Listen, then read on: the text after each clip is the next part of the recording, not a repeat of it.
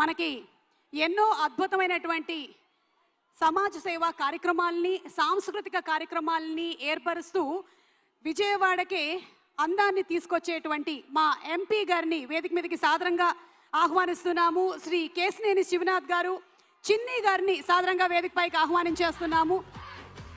ఎన్నో చక్కటి అభివృద్ధి కార్యక్రమాల ద్వారా ప్రజలకి మరింత చేరువయ్యే విధంగా అటు కల్చరల్ ప్రోగ్రామ్స్ కానివ్వండి, లేకపోతే సోషల్ సర్వీస్ కార్యక్రమాలు కానివ్వండి, ఎన్నిటినో చేపడుతున్నటువంటి వారికి శుభాకాంక్షలు తెలియజెప్తూ ప్రతి ఈవెంట్కి స్వాగతం పలుకుతూ మాట్లాడవలసిందిగా రిక్వెస్ట్ చేస్తున్నాము. సార్, అందరికీ నమస్కారం. ముఖ్యంగా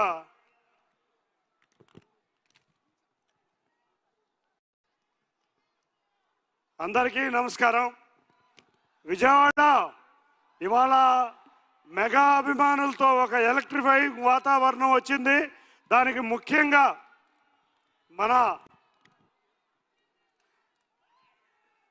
మన రామ్ చరణ్ గారికి విజయవాడ ఈ కార్యక్రమాన్ని తీసుకొచ్చి మనకు ఆనందం పంచినందుకు ఈ విజయవాడ నగర ప్రజల తరపున ధన్యవాదాలు తెలుపుకుంటున్నాం సార్. నిజంగా విజయవాడ అంటే ఎప్పుడు కూడా ఒక సినిమా రాజధాని. ఎన్నో శత దినోత్సవ వేడుకలు జరిగినాయి, ఎన్నో సిల్వర్ జూబిలీలు జరిగినాయి. ఆ రోజు మేము చూస్తే 2002-3లో ఇంద్రా సిల్వర్ జూబ్లీ విజయవాడలోనే జరిగింది. ఆ రోజు సినిమా మహోత్సవం అంటే ఏంటనేది ఆ రోజు ప్రజలు, యువత ఇక్కడ ఉర్రూతలగారు. అదేవిధంగా మెగాస్టార్ గారి తర్వాత ఎంతోమంది యువత, మా డిప్యూటీ సీఎం పవన్ కళ్యాణ్ గారు, ఆయన నటించిన తమ్ముడు, బద్రీ,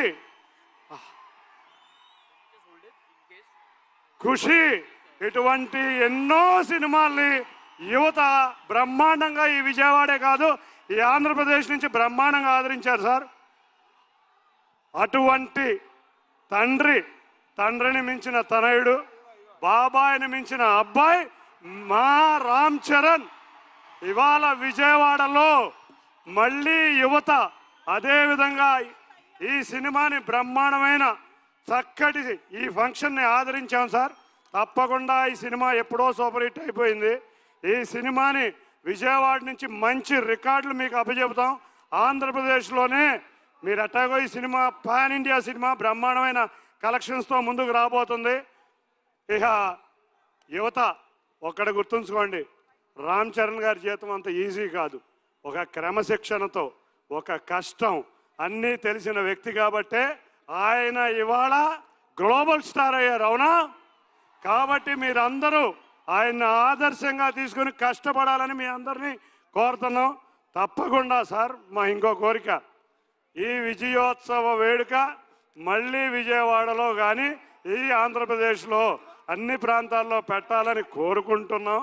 ఇక ప్రొడ్యూసర్లు నిజంగా కోరాం, ఎట్టి పరిస్థితుల్లో విజయవాడలో ఇందిరా తర్వాత ఒక పెద్ద ఈవెంట్ లేదు మాకు, తప్పకుండా మీరు మంచి ఈవెంట్ పెట్టాలి మా విజయవాడ ప్రజలందరూ కోరిక అని అనగానే వాళ్ళు సహకరించి మీ దగ్గర పర్మిషన్ తీసుకుని మాకు ఇచ్చినందుకు ధన్యవాదాలు సార్. నేను కూడా ఆంధ్ర క్రికెట్ అసోసియేషన్ ప్రెసిడెంట్ని సార్. మీ సినిమాలో మీ బ్యాటింగ్ బ్రహ్మాండంగా ఉంది. మీ షాట్ని మేము ఏసీఏలో కాపుకి కట్టుకున్నాం సార్. ఆ షాటు రేపు మాకు ఏపీఎల్ స్టార్ట్ అవుతుంది 9వ తారీఖు నుంచి 30వ తారీఖు దాకా. ఆ షాటును మేము ప్రతి స్టేడియంలోనూ చూపించబోతున్నాం. మీ పర్మిషన్ కొంచెం కావాలి దానికి. తప్పకుండా ప్రొడ్యూసర్ గారిది, డైరెక్టర్ గారిది పర్మిషన్ తీసుకున్నాం.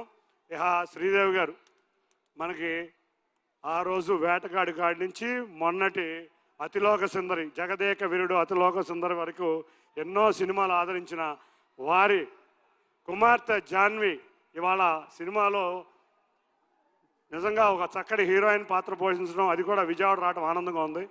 మా విజయవాడ వాసి జగపతి బాబు గారు, మీరు నిజంగా మా విజయవాడని ఇవాళ తప్పకుండా మీరు చాలా వెరైటీ పాత్రలో మీ సెకండ్ ఇన్నింగ్స్ చూస్తుంటే హీరోలను మించిన స్థాయిలో మీరు నడిచేస్తున్నారు సార్.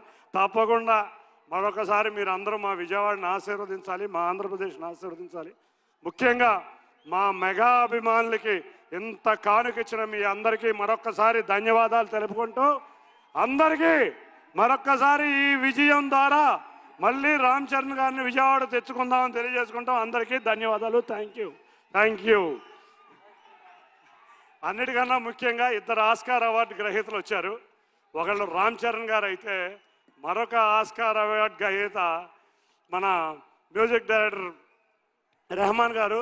నిజంగా రెహమాన్ గారు ఒక గీతం మా తుజే సలాం అనే ఒక వందే మాతరం అనే ఒక గీతం జాతీయం అంతా భిన్నతలలో ఏకత్వం అనేది చూపించిన రెహమాన్ గారికి కూడా బ్రహ్మాండంగా ధన్యవాదాలు తెలుపుకుంటూ ఇటువంటి అవకాశం ఇచ్చిన అందరికీ పేరు పేరున ధన్యవాదాలు. మరొక్కసారి మెగాస్టార్ అభిమానులకి చక్కటి క్రమశిక్షణతో విజయవాడ నగరంలో ఇంత వైబ్రేషన్ ఉందని మనం అతిథులకు చూపించినందుకు మీకు కూడా ధన్యవాదాలు తెలుపుకుంటూ thank you Vijayawada. Thank you చిన్ని గారు. Thank you so much for your energy. And అలాగే త్వరలోనే స్టార్ట్ అవ్వబోతున్నటువంటి మన జిఎంఆర్ ఏపీఎల్ కూడా చాలా పెద్ద సక్సెస్ అవ్వాలని మనస్ఫూర్తిగా కోరుకుంటూ ఉన్నాము.